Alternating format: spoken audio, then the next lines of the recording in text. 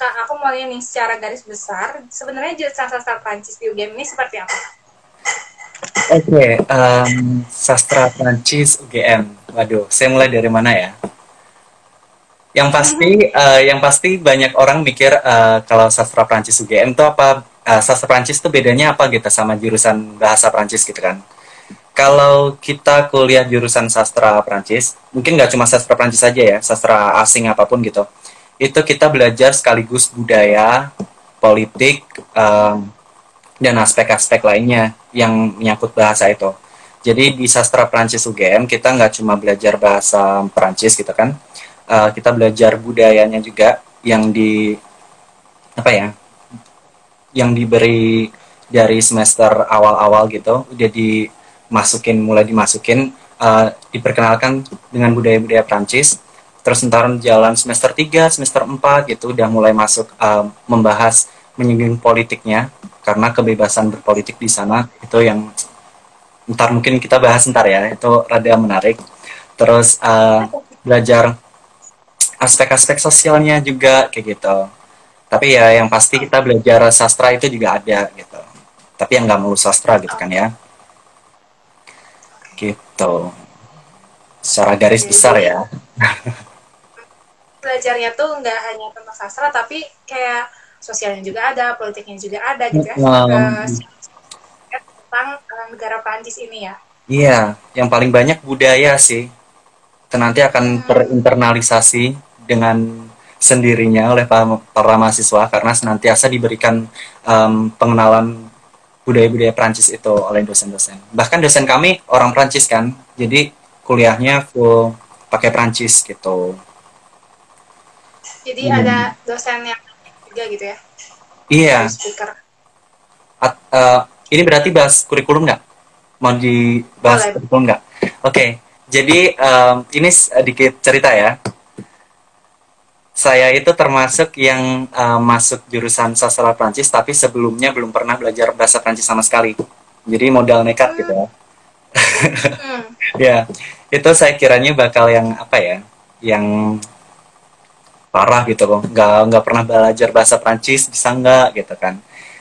Rupanya dengan kurikulum yang ada di sastra Prancis UGM ini, eh, nanti kita akan belajar bahasa Prancis mulai dari awal, dari semester 1 2 itu kita nggak akan ambil mata kuliah apapun, kecuali um, 20 SKS khusus belajar bahasa Prancis.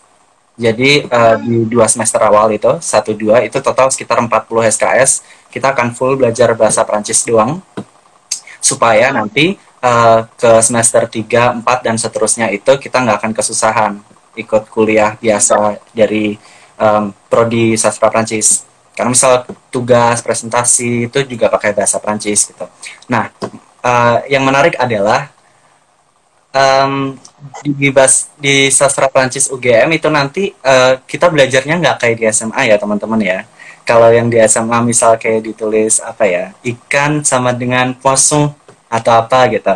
Kalau di sastra Prancis itu nanti juga dosen akan berinteraksi dengan mahasiswa menggunakan bahasa Prancis, dari pelan-pelan gitu, dari pokoknya menyadari gitulah kalau mayoritas di antara mahasiswa masa baru itu belum pernah belajar bahasa Prancis sama sekali, sehingga dosen nanti akan secara pelan-pelan ngajarin bahasa Prancisnya gitu sampai tanpa sadar kita bisa gitu loh dengan melalui kurikulum yang diberikan itu gitu. Yang ngajarin juga dosen-dosennya di sastra Prancis, ini ya, menurut saya sangat berkompetensi karena kalau nggak jurusan kalau nggak alumni jurusan sastra Prancis dan S3 itu nggak boleh jadi dosen gitu. Terus kecuali natif ya. Kalau natif ya kuliahnya di Prancis gitu. Gitu teman-teman. Jadi itulah secara sekilas sastra untuk kayak gitu. Oke, jadi di semester 1 dan 2 itu kayak fokus banget gitu ya, menguasai Bener. Prancisnya itu ya. Dan ternyata mayoritas mahasiswanya pun nggak belum punya basic sebelumnya ya. Jadi jangan khawatir untuk sama yang tertarik, tapi misalnya belum Iya, punya basic bener, bahasa Prancis. bener. Bahkan kalau dihitung misal apa ya, 10 mahasiswa gitu, Hmm, biasanya 7 sampai 8 di antara 10 mahasiswa itu belum pernah belajar bahasa Prancis sama sekali gitu. oke, Jadi memang oke. kalau Dan terus, menurut saya ya di kuliahan itu, bukan menurut saya aja sih, secara fakta kalau di perkuliahan itu pasti dimulai dari paling basic karena supaya membangun iya, pondasi yang sama visinya gitu. Jadi mm-mm. ketika nanti dikasih perkuliahan gitu, masuk semua gitu. Oke, nah kan dulu kakak nih belum punya basic bahasa Perancis, terus apa sih yang Mhm. bikin kakak tertarik buat masuk ke jurusan ini gitu? Oke, ini agak cerita ya. Jadi saya itu memang basicnya di bahasa. Hmm, Basicnya di bahasa. Dulu itu saya sempat kepikiran buat ambil yang apa ya, sastra Jepang itu pernah kepikiran. Atau sebelum-sebelumnya sastra Inggris gitu. Terus sastra Jepang. hmm, Uh, abis itu saya kepikiran untuk ambil Jerman gitu. Tapi saya mikirnya hmm, begini, apa? Saya tuh rada malas kalau belajar yang aksara baru, misal kayak sastra Jepang. Itu berarti kan belajar aksaranya lagi gitu. Terus saya, ya. maaf sorry, ini gambar saya macet ya? Atau gimana? Iya, gambarnya macet nih kak, Ini tapi suara saya, suaranya lancar banget. waduh, mau diulangin nggak, Mbak? Kalau aku remove akannya dulu, nanti kakak Iya, gabung lagi ya, oke coba gitu ya. aja ya. Oke, halo, cek. Oke, boleh dilanjut kak, udah Oke. lancar. Jadi tadi saya basicnya bahasa, terus saya malas belajar yang apa, kalau bahasa ada aksara yang nggak Latin gitu kan. Terus saya kepikiran Hmm, gitu, saya pengen ambil bahasa yang susah sekalian gitu, yang apa, hmm, yang menantang sekalian gitu kan. Modal nekat ini ya, saya belum pernah sebenarnya belajar bahasa Prancis sama sekali. Dan ini ada yang lucu ya, kata-kata bonjour atau kalau yang nggak ngerti cara pronounce-nya bonjour itu ya. bahasa Prancis itu saya sebelumnya nggak ngerti. Separah itu yang nggak pernah ke expose dengan Prancis sama sekali gitu. Yang banyak diantara teman-teman saya gitu cerita aku besok pengen ke Prancis, aku pengen ini gitu kan. Banyak orang Jawa gitu, saya sendiri orang Jawa gitu, pengen ke Prancis, pengen ini kuliah di sana gitu gitu. Saya belum ada visi sama sekali gitu kan, kayak yang benar-benar awal gitulah. Nah, em, sampai gimana pengumuman SNMPTN, saya masuk kemarin BTW ikut SNMPTN, dan kalau ikut SNMPTN kan ada slotnya ya, diisi ada 3 slot gitu. Ada tiga Yep. slot gitu, saya cuma ngisi satu aja, satu jurusan, satu apa kampus, dan itu cuma UGM Sastra Prancis gitu. Karena sebelumnya saya emang udah settle gitu, oh ini yang saya pengen gitu. Jadi mau nggak mau saya mau mesti ngejalanin ini, dan ternyata emang diterima. Dan rupanya memang beda banget dengan yang aku ekspektasiin. Shock juga, Oke. bersyukur juga, campur aduk lah gitu. Dan kesimpulannya sekarang aku sangat-sangat bersyukur sih dengan keputusanku ini masuk sastra, luar biasa banget. Oke, jadi karena suka sastra dan punya basic di sastra, terus tapi belum nekat aja gitu ya masuk sastra Iya, Prancis ya. iya, bener banget. Emang itu kayak gimana sih kak? Gimana Mbak? Emang dulu ekspektasinya kayak gimana kak? Ekspektasi aku tuh benar-benar yang kayak tiap hari buku gitu, sastra gitu kan, namanya sastra Prancis gitu. Ekspektasiku tuh dari semester 1 udah dipegangin buku sastra apa gitu, yang judulnya apa, buku tebel-tebel pakai bahasa Prancis gitu, terus mau nggak mau kamu mesti bisa gitu. Enggak, bener-bener yang kayak dari awal tuh kayak anak TK tuh loh, belajar yang jadi gini ya, kejelasin di apa, di sastra Prancis tuh ada kurikulumnya. Di semester 1 2 tuh kita kan cuma belajar bahasa Prancis, dan itu kita Ya. ambil 20 SKS khusus untuk belajar bahasa Prancis, yang dibagi jadi 4, jadi 5 5 5 5, ada 4 mata kuliah. 4 mata kuliah ini terdiri dari pemahaman lisan, produksi lisan, pemahaman tulis, dan produksi tulis.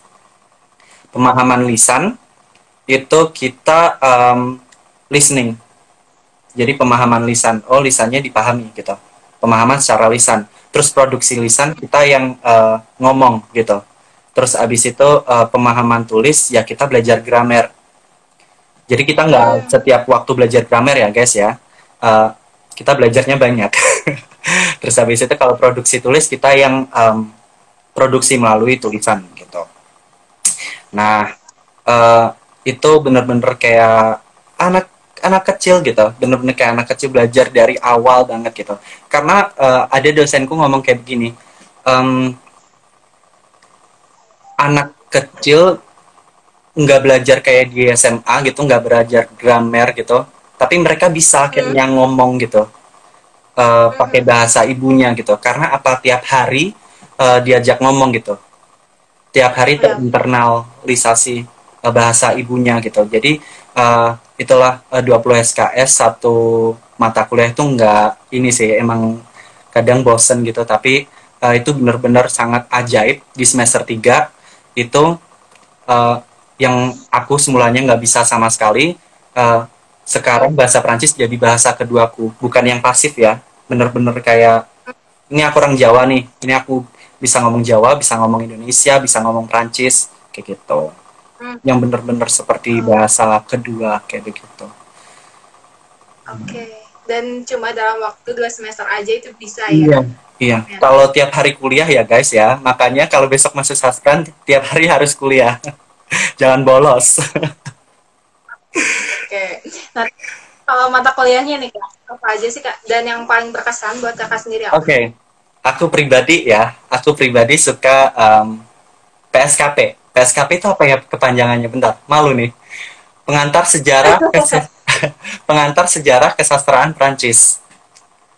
Em, Hmm, sejarah kesastraan Prancis itu nanti kita juga belajar di dalamnya juga belajar tentang ini sejarah Prancis kita. Kalian ada yang pernah dengar nggak sih tentang ini? Inggris, Prancis itu saudara dulunya, terus hmm, perang, terus apa gitu.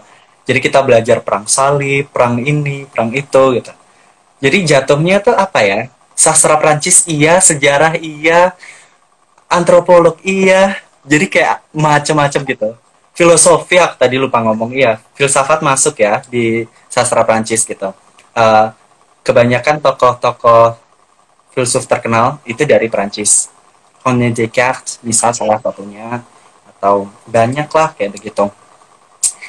Apa ya yang ya ini ada satu mata kuliah yang aku tunggu-tunggu antusias, itu Hmm, hmm, pengantar gender semester 5 ini sih, tapi belum ngerti ya kayak apa ya, tapi itu dari omongan tuh selalu yang paling langganan gitu.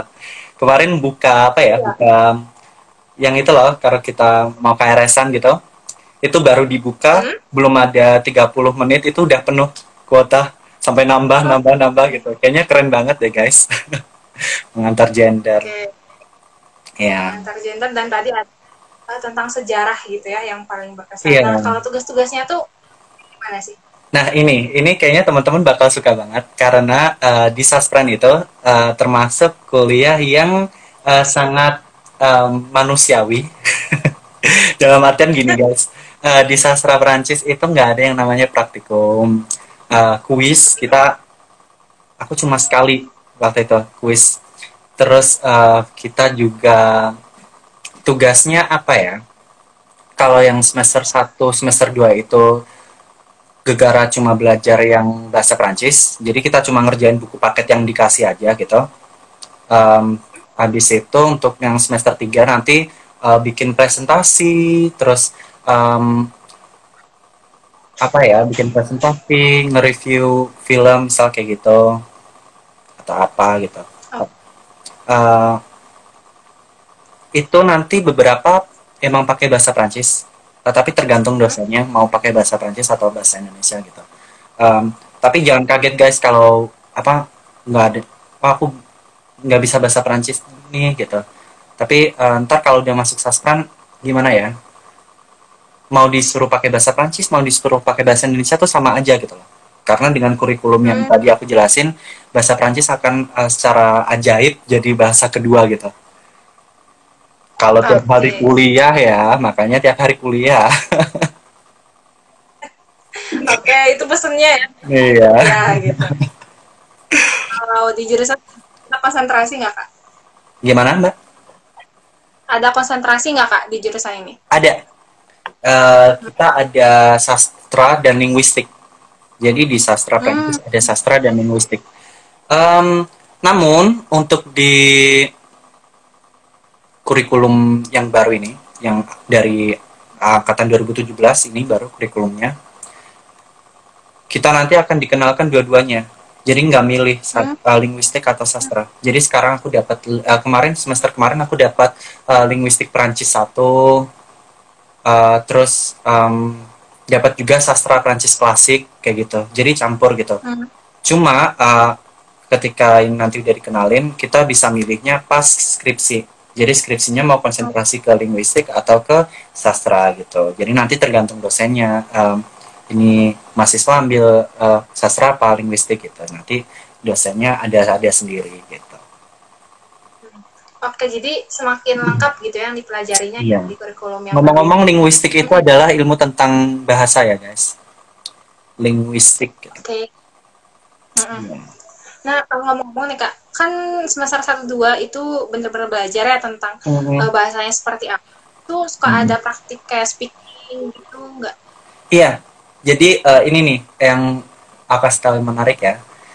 Di Hmm? sastra Perancis itu kalau UTS, UAS itu kita nggak ada yang kayak paper ngerjain di kelas, dikasih paper dikerjain tuh enggak. Jadi Hmm? kelasnya mengikuti mata produksi tulis, terus Hmm? produksi lisan, produksi tulis, pemahaman tulis. Nanti pemahaman lisannya itu kita listening. Jadi kuliah apa ujiannya ya listening gitu. Hmm? Kayak listening to full biasa gitu. Tapi bahasa Prancis ya guys, Hmm? bukan bahasa Inggris. Oke. Habis itu uh, masuk ke pemahaman tulis itu ya kayak ini yang kayak biasa, yang kayak dikasih soal-soal gitu, ntar kita ngejawab gitu. Terus kalau produksi lisan itu nanti kita wawancara sama dosen, wawancara yang seru-seru. Ini bener-bener wawancara yang seru kayak wawancara pura-pura gitu loh. Jadi nanti kita ambil lotre gitu, kamu perannya apa Ya. gitu, pedagang gitu. Terus dosennya dapat pembeli gitu. Terus kita masuk ruangan dosennya yang ngebeli dari kita gitu. Tapi pakai bahasa Prancis. Jadi kita kayak main teater gitu loh, kayak main drama gitu Iya, loh. iya. Tapi role kamu Jadi dari nggak yang lotre yang kamu ambil itu tadi. Iya kayak begitu. Jadi itu apa ya? Masuk ke wawancara untuk produksi lisan. Produksi tulisnya itu nanti kita bikin surat-suratan kayak hmm, kamu punya temen kamu punya temen di apa di kampung gitu, terus kamu lagi di Perancis, tulislah surat buat teman kamu di desa, uh, apa ajakin dia ke Perancis pakai bahasa Perancis gitu. Jadi kayak oke. surat-suratan gitu. Jadi apa ya, ujian nggak kerasa ujian. Iya, Kayak ya. refreshing gitu. Refresh banget. Oke. Nah, Iya. terus tadi kita banyak apa ya, banyak informasi nih buat kita tentang jurusannya seperti apa, gambaran dan tergambar Hmm. banget gitu ya. Terus kalau jalur masuknya nih, Kak, ada apa aja sih, Kak? Jalur masuk di sastra Prancis UGM itu ini standar kayak yang lain-lain. SNMPTN, Hmm? SBM, terus Betul setauku ya? iya utul utul tiga itu standarnya UGM lah gitu. Mm-mm. Oke. Nah, kalau penerimaannya nih, Kak, seangkatan tuh biasanya berapa orang sih, Kak? Oke, ini guys, aku kasih tahu ya. Mungkin kalau teman-teman calon maba yang belum pernah kuliah nggak bakal kaget. Tapi nanti mungkin buat Hmm? yang pernah kuliah pasti kaget.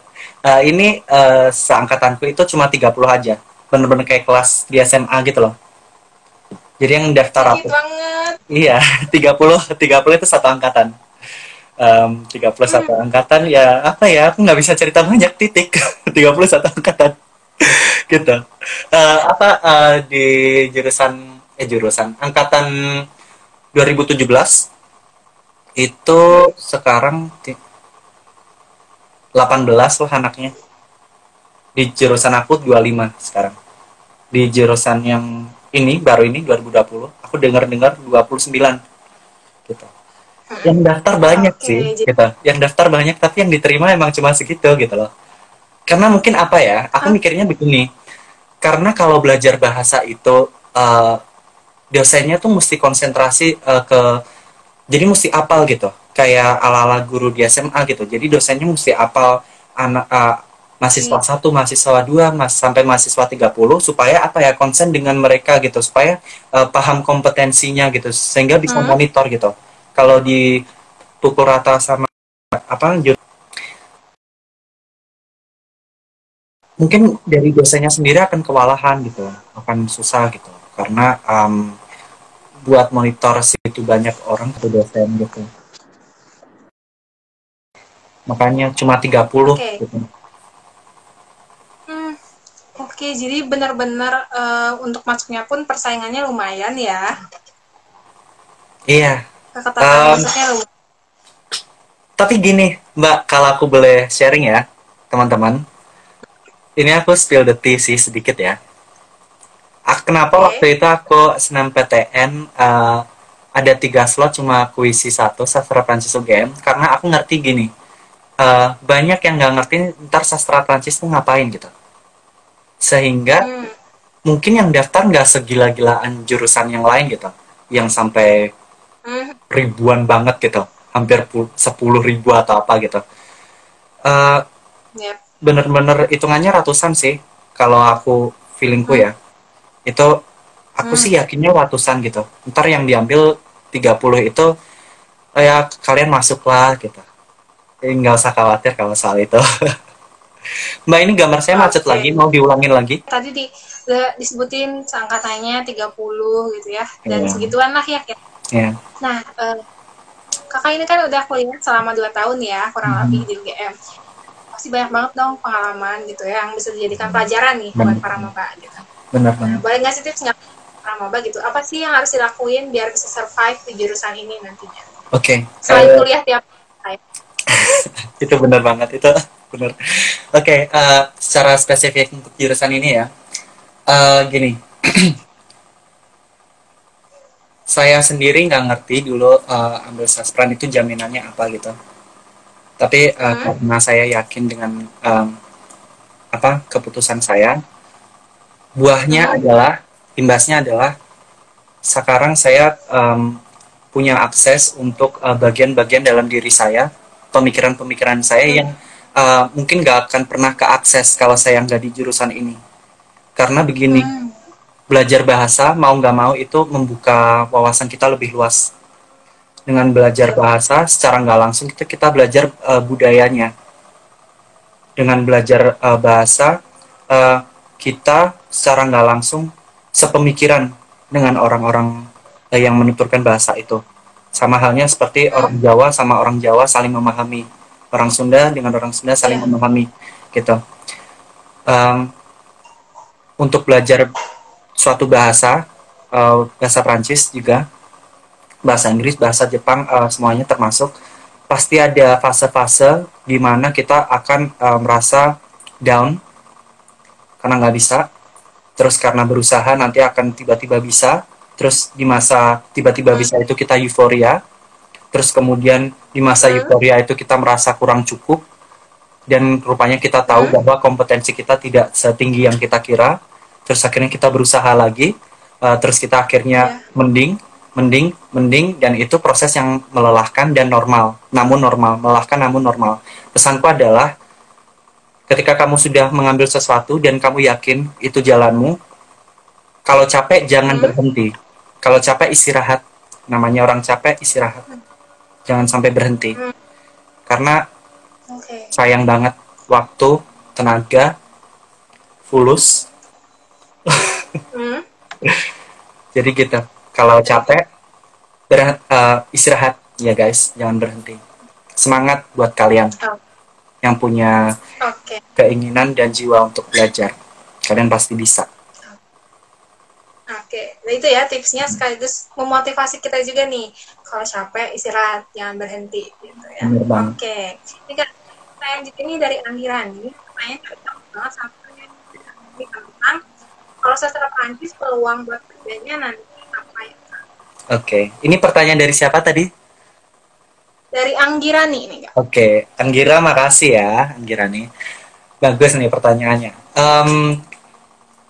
Jadi anak sastra asing, nggak cuma sastra Prancis saja ya, itu pasti Ya. ditanyainnya begini, nanti kerja apa gitu? Sastra Inggris, sastra Prancis, sastra apapun deh, tanyainnya kayak begitu. Dan orang-orang ngertinya itu jadi apa, tour guide, penyair gitu. Padahal nggak semuanya passionnya di situ. Ini aku kasih tahu ya guys ya. Dengan kalian punya kompetensi untuk bahasa Prancis, lapangan kerja kalian itu tidak terbatas. Jadi kalian bisa daftar di perusahaan manapun asal dia punya cabang dengan Prancis atau dari foundernya memang Prancis. Oke, aku ada cerita katingku itu baru lulus fresh graduate ya, S1, itu dia jadi HRD. HRD apa ya? Perminyakan, aduh lupa saya nama perusahaannya. Itu jadi HRD perusahaan perminyakan Dirik. Habis itu ada juga yang jadi manajer hotel. Kenapa bisa? Karena hotelnya hotel punya Prancis gitu. Terus yang tadi jadi HRD perminyakan karena minyaknya punya apa? Perusahaannya punya Prancis gitu. Terus juga gini guys, aku mau menjelaskan bahwa kalau kalian ambil sastra Prancis itu nanti bisa begini. Di kelompoknya gini aja biar gampang, mandiri atau ikut orang. Mandiri itu nanti bisa yang seperti untuk penulis, translator, interpreter, yang pokoknya yang kalian sendiri lah, yang melibatkan kompetensi berbahasa Prancis kalian gitu. Kalau yang ikut orang itu nanti dibagi lagi gitu, ada yang resmi dari pemerintahan atau yang dari swasta atau perusahaan kayak gitu. Kalau dari pemerintahan itu nanti departemen luar negeri, terus ya kementerian luar negeri gitu. Kayak misal di Saspran BTW guys, kalian bisa nanti magang di KBRI Thailand. Kenapa Thailand? Aku juga ngerti, tapi udah ada kerjasamanya. Gampang, ntar. Tapi karena pandemi ya, disimpan dulu. Terus nanti kalau ikut yang perusahaan, itu tadi pemerintahan ya. Kalau ke perusahaan, ntar kalian bisa ke media cetak, perusahaan percetakan buku, majalah, magazine segala macam. Atau kalau nggak minat yang di situ bisa di perkantoran, asalkan ada hubungannya dengan Prancis gitu. Jadi apa ya? Kalau ditanya orang, kalau kalian udah aku ceritain kayak gini, kalau ditanyain orang kerjanya apa, gimana sih? Pasti jelasinnya bingung ya, karena emang banyak banget gitu. Oke. Dan luas ya Ini ternyata. luas banget gitu. Itu bahasa resmi PBB nggak sih kalau nggak salah ya? Iya. Jadi termasuk 5 bahasa yang paling banyak dituturkan di dunia. Jadi bahasa Inggris, bahasa Mandarin, bahasa apa ya, Spanish, Spanyol, terus Prancis ini gitu. Makanya kita sebagai orang Indonesia ya, orang Indonesia itu di Asia bahasa Inggrisnya termasuk lumayan loh, lumayan. Dengan kita ini bisa punya kompetensi bahasa Inggris yang lumayan dan ditambah Prancis, bayangin itu nanti persaingan di kalian akan seperti apa. Kalian pasti akan unggul banget gitu. Jadi selagi kalian belajar bahasa sastra Prancis ini nanti di FIB, Mbak, kalau aku boleh cerita ya, di FIB itu seperempat populasinya tuh bule, anak-anak exchange, anak-anak yang kursus bahasa Indonesia gitu. Jadi nanti mau nggak mau kalian akan interaksi dengan mereka. Jadi atmosfernya sangat-sangat internasional. Selagi kalian belajar bahasa Prancis, kalian ngomong pakai bahasa Inggris biasa kayak alalak jaksel gitu lah, tapi lebih komplit segala macam gitu. Jadi bayangin kalau kalian ambil sastra Prancis dan punya kompetensi bahasa Inggris sebelumnya gitu, kalian akan sangat unggul sih menurutku, dan itu secara fakta ya, gitu.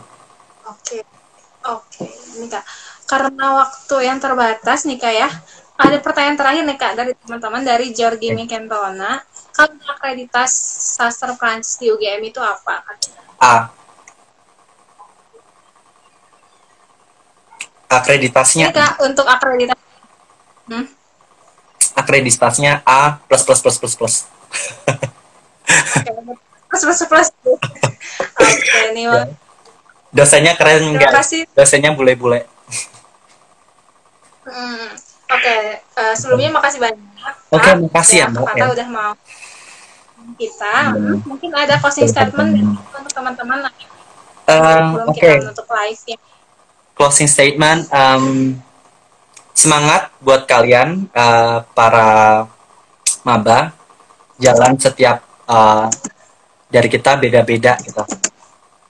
Tapi yang jelas adalah ikuti kata hatimu gitu. Dan kalau capek jangan berhenti. Capek istirahat. Oke. Semangat teman-teman semuanya. Sekali sukses terus ya ke Thanks for depannya. having me. Sama-sama Mbak juga. Oke. Aku izin remove ya. Terima kasih.